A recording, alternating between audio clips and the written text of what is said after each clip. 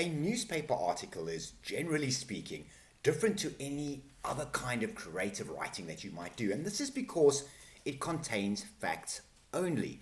The point of an article is to report on something that has happened, something that is happening, or something that will be happening. And your thoughts on it as the writer, or your opinions, your beliefs, or how the event makes you feel, shouldn't come into it at all. Broadly, there are three kinds of article that would be published in a newspaper. The first is a news article, which, as I said, provides news and information about something happening, about an event or a situation. So, for example, if there was a large music festival or a skateboarding event in your city, then the news article would be about that. In this one, the writer writes only the main idea, the problem or the situation, and so on that he or she wants to describe. This is to the point, and it is meant to inform the reader about what is happening in the world, in their city, in their neighborhood, in their school, and so on. They are usually short and to the point. The second type is a feature article, and this is usually much longer than a standard news piece, and it goes into a lot more detail. If a journalist is investigating something like the events surrounding a mysterious plane crash, or why the inhabitants of a certain town disappeared without a trace, it would be a feature or an investigative article. Now, if you want what I consider to be an excellent example of an investigative piece, then have a look at an article done in The Atlantic about the disappearance of the Malaysian flight MH370 on the 8th of March 2014. I've provided the link in the description below. Have a read through that. It's an excellent example of what can be done. The third type of article is the editorial or column.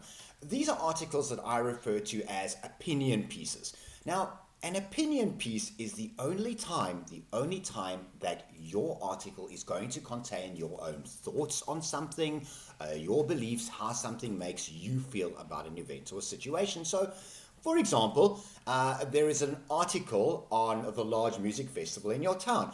Now, while the news article contains only the actual information, the opinion piece may be from, for example, someone who was there and is telling us what they thought about it.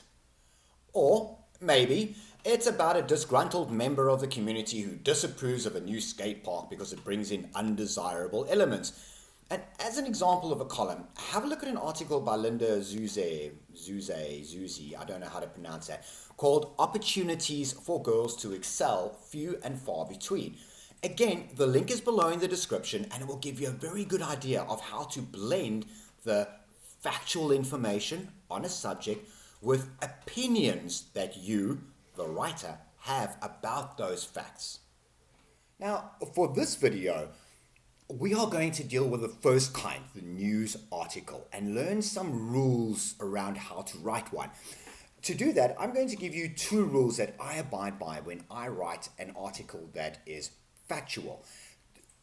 To do it well, say at the level of the Washington Post, the Observer, the Atlantic, your article must be simple and it must be clear. In other words, your article must draw your audience in. It must stimulate them, and it must deliver your message in the clearest way possible. I'm going to go into each one of these and explain what they are and how you can use them to write great news articles. Firstly, simplicity. Consider this paragraph. In the light of the extent, scale, range, and immeasurable complexity of the uncertainties that persist in the economic front, we conclude, having evaluated the country's mid to long-term prospects, that multifarious scenarios could yet unfold. Did you understand any of that? No, neither could I. I had to read it a couple of times until I figured out what this guy is trying to say. And what I think he might be trying to say is something like, due to the uncertainty of the current situation, anything could happen. Now, wasn't it easier to just say that? Of course it was. You see, people try to be too clever. They think that having a bunch of long and fancy sounding words will somehow make their work sound more important, or that you will believe that they are saying even more if they sound all official. And that couldn't be further from the truth. No one who is reading that paragraph is going to enjoy it. So cut out fancy and flowery language from your piece and don't ramble, okay? Get to the point as quickly as possible. Now that brings me to the second point, clarity. While writing simply means using simple words or not using any that are unnecessary and avoiding flowery and fancy language, writing with clarity means being as clear as possible. If anyone has to go back and read what you have written again, just to try and figure out what it is that you're saying, you are not being clear. If you understood exactly what was being said, then what you read has clarity. And in order to be clear in your writing, follow these 2 tips.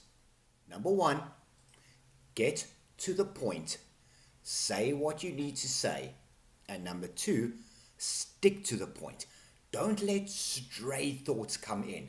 That's like writing about a dog show and then saying something like, while on that point, it is important to buy this type or that type of dog food. That's introducing a whole other area. And was it really necessary? No, it wasn't. You are going off point, and a random sentence thrown into your piece is just going to confuse your reader, so get to the point and stick to the point. So the key here when you're writing a news article is 1, stick to the facts.